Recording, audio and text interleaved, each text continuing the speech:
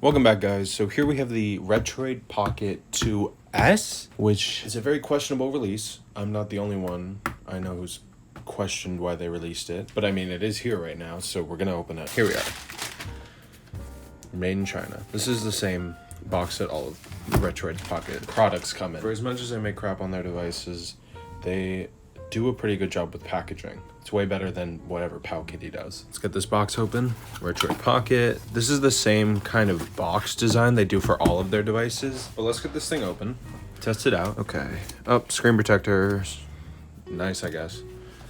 Here we have the outline of the device, and there's the device itself. I keep doing this thing with Retroid devices where I'll order them like as quickly as I can, and I always get the most basic color because I'm stupid and I want to check out as fast as possible. Here are two other Retroid devices I have. This one is pretty much the same exact design just because I was stupid and didn't choose the right thing that time as well. And this one I actually did go smart. That was SNES, but this also was the 3, so that was a while ago. All right, let's get this thing out of here. Is there anything under the plastic? Nope. Okay. Ooh, a long charging cable. I wish they would start including C to C cables, but I mean, it's not the end of the world. Okay. Gotta do the 0.5 test. Oh my gosh. It won't fit into the 0.5 frame, so I guess that's kind of a good thing. Let's get this open. Ooh, these joysticks feel weird. Oh, analog triggers. The heck? I wish I had a Pocket 2 to reference, but I sold mine a little while ago. But we do have a 3, and to be honest, I might actually prefer the joysticks on here to the one on the 3. Maybe the 3 Plus. Let's see what's up with the 3 Plus. Yeah, these are better. This one feels less kind of stiff, more solid, and more nice to use. This D-pad feels the same, and the buttons feel the same as on the 3 Plus, if a little bigger, which I'm pretty sure was one of my big complaints about the 3. So I'm very happy about that. This is a 4x3 display, or I chose the 4 GB of RAM option. It could have 3 GB. This is kind of like the Retroid Pocket 3. How similar are the specs? Where's my mouse? Okay, so I was wrong about the 3 being 3 or 4 GB of RAM options. That was actually 2 GB or 3. The one I have here, the 3, is a 3 GB. This has 4 GB of RAM. This has a 480p 4x3 display. This has Hall sensing sticks, a 4000 milliamp hour battery, which I think is the same as the 3. Supports 480p HDMI out. Oh, start and selector up here. Thank God. For the past... Well, they didn't do this on the Flip, but the 3 and 3 Plus both had the start and select buttons up here, which was so weird. So I'm glad they fixed that. Okay, let's turn this on.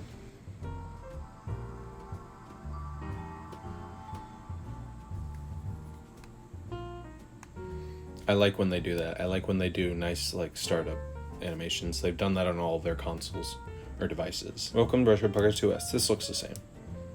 Okay, let's connect to the internet. Pre-install apps. Yes, we're gonna use these pre-installed apps. Pre-install it. Citra. That says Citra. I think it's Citra MMJ. Dolphin for handheld launcher. Let's just use the RP2S launcher. Okay, so there's no ROMs on here out of the box, which is a good thing. This has 128 GB of storage, so let's plug this into my computer and get some ROMs on here. Let's just get a GameCube game on here so we can test it out. Let's try Mario Kart, because Mario Kart is a game you can kind of just jump into. Yeah, you can definitely tell that this is a 480p display, especially with the colors, how the colors are showing, but it's honestly not that big of a deal.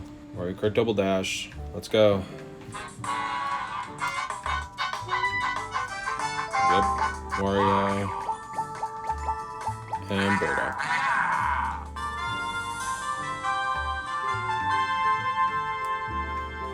Hello? Oh, it's me. Graphics. We're gonna go to Vulkan for video backend. Thank you very much.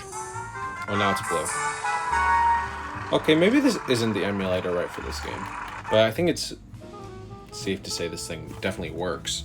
I'm gonna go transfer all the games that are left on here, and I'll come back to you guys after I've done that and I have my first impressions. So I'll be back. All right, guys. So it is the next day at 7:18 p.m. because I have been procrastinating, but I have been using the Retroid Pocket 2S, and I actually really like it. So the model I chose has 128 gigabytes of internal storage, and I put almost all of my ROMs on here, except for the ones that, you know, aren't going to play well on here or aren't necessary for this device. Like, I didn't put Switch, I didn't put Wii U, I didn't put, like, I don't remember. I didn't put something.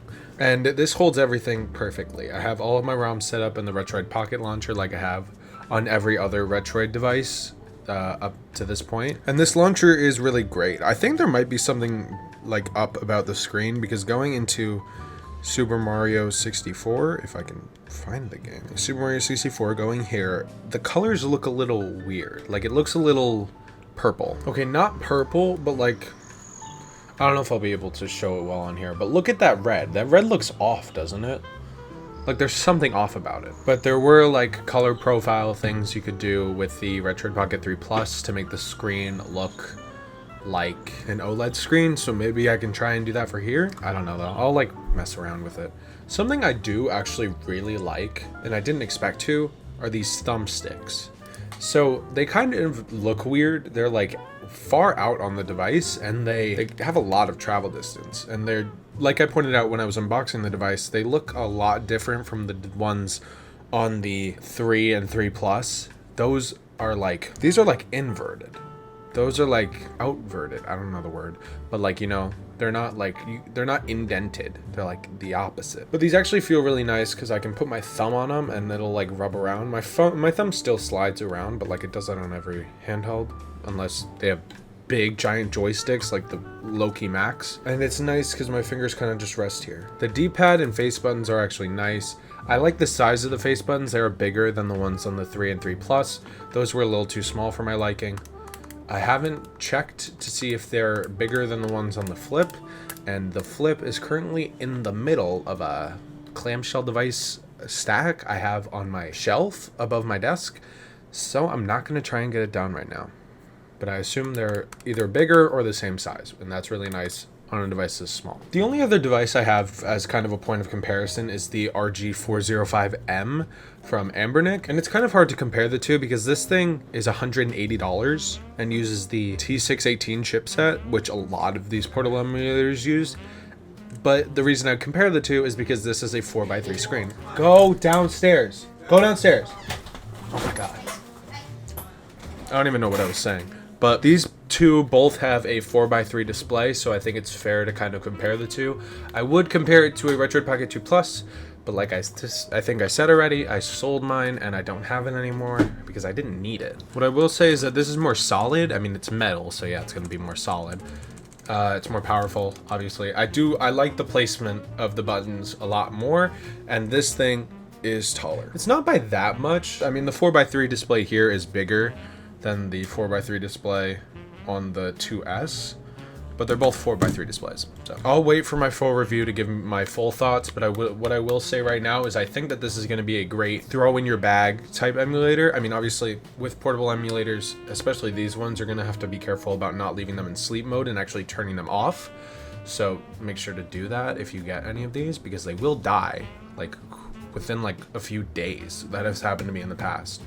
So make sure you do that. But I think this will be a good portable emulator to keep in your bag. And it'll be good for like playing on a whim.